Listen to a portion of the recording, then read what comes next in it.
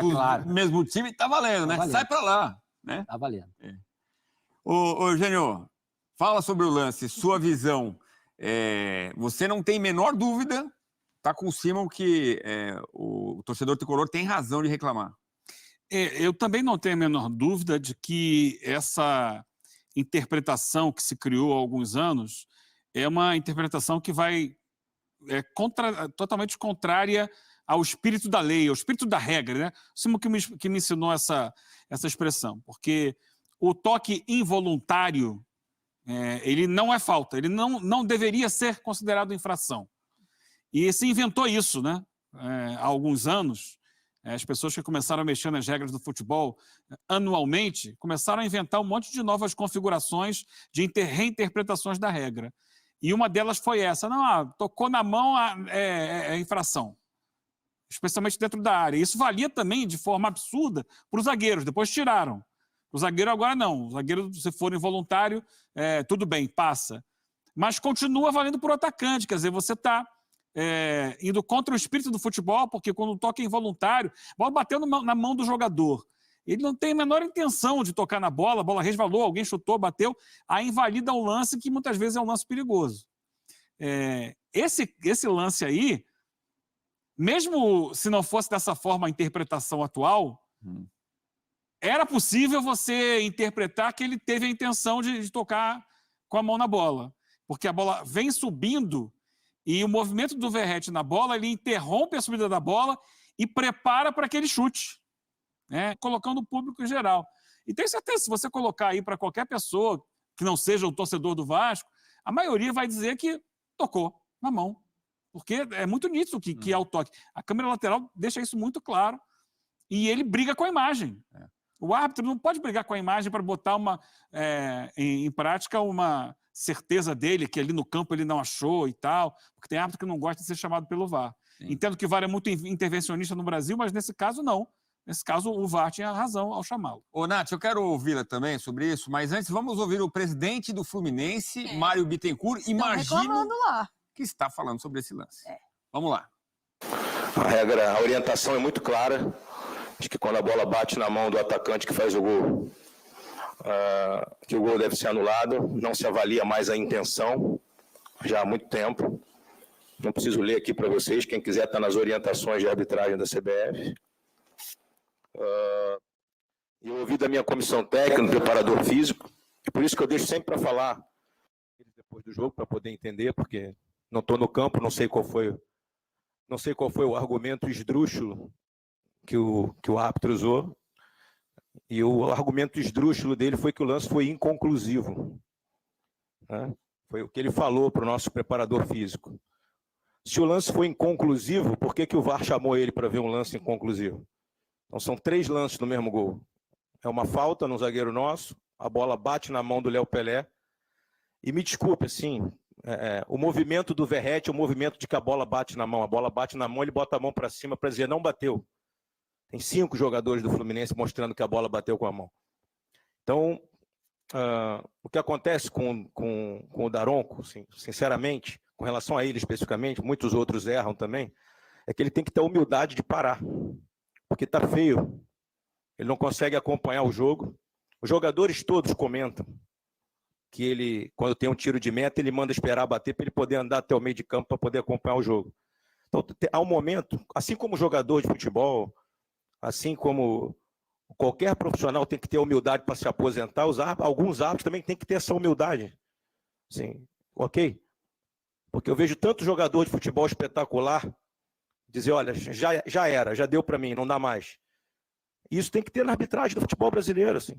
Não é possível que a gente tenha árbitros que não tenha mais nenhuma condição, e o pior, que apitam jogos dessa magnitude, que apitam um Flamengo e Palmeiras durante a semana, um jogo importantíssimo, com 2 equipes fortíssimas. Isso prejudica o trabalho, assim. Não prejudica o trabalho só do Fluminense. Isso prejudica o trabalho, todo mundo trabalha com futebol.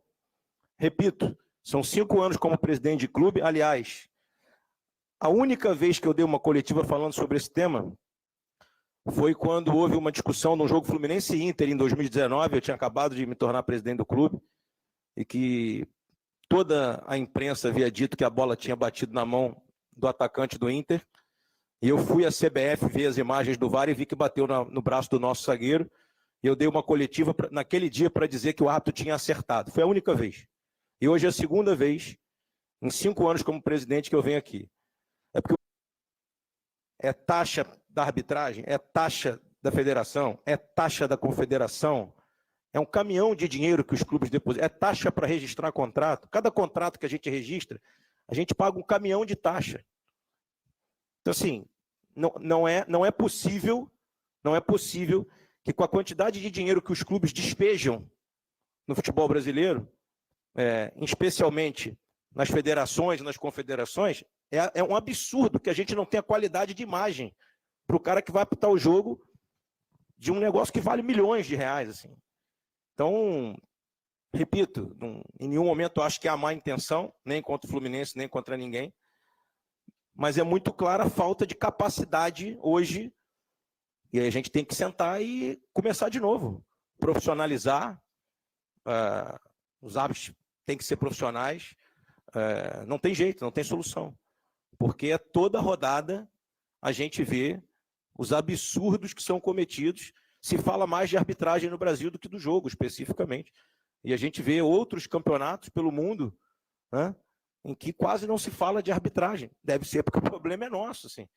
E é um problema do futebol brasileiro, repito, estou aqui falando pelo futebol brasileiro, não especificamente pelo Fluminense. O Fluminense não jogou bem hoje, o Vasco foi superior, mereceu a vitória, mas a gente também só vai saber se realmente essa vitória foi merecida diante de um erro assim, grosseiro do Vasco, tem nada a ver com isso, porque o que eu disse, como eu disse ao meu amigo agora há pouco, daqui a pouco vai errar contra o Vasco, grosseiramente também, e a gente precisa se unir para a gente modificar o que está acontecendo. Assim, repito, falta humildade de reconhecer os erros, falta humildade na CBF, falta humildade na comissão de arbitragem, falta humildade aos árbitros, e no caso do Daronco, especificamente, falta humildade em parar, abandonar a carreira. Chegou o momento. Tantos outros grandes árbitros fizeram isso, e ele foi um árbitro, é um árbitro reconhecido, sempre foi um árbitro de excelência, mas chegou a hora de parar. Então, portanto, galera, você conseguiu acompanhar nesse momento tudo que envolve Vasco da Gama 2, Fluminense 0 no estádio Newton Santos. O Vasco fez gol com Vitor Luiz e também Pablo Verratti. Pablo Verratti, inclusive, sentiu a coxa e teve que sair um pouquinho antes, até foi guerreiro demais, atuou por mais tempo do que a gente imaginava. Ele sentiu ali desde o começo do segundo tempo e acabou, foi continuando. Quase fez o gol, inclusive, no lance do gol do Vitor Luiz. Ele finalizou, o Fábio defendeu e na volta o Vitor Luiz aproveitou o rebote. O Vasco da Gama deu o olé na equipe do Fluminense lá no estádio Newton Santos. E você conseguiu acompanhar tudo aqui no canal React do Futebol, beleza? Peço muito de você que deixa o like, porque apoia bastante nosso canal. Compartilha para geral. Lembrando, nossa meta é alcançar 40 mil. Eu conto muito com a sua ajuda, beleza? Valeu, tamo junto e é nóis! Fui! Foi gol. É um lance difícil, em que pega na mão do Léo, jogador do Vasco, uma mão que é uma bola na mão, portanto não é infração, e depois vai para o Verratti. Ela pega no corpo do Verratti e está subindo. Quando sobe, ela trisca no braço. Eu olhei atentamente, frame a frame ali na redação, esse lance, e aí o VAR interveio. O Daronco foi até o ARA, né, que é a área de revisão, para ver e confirmou o gol.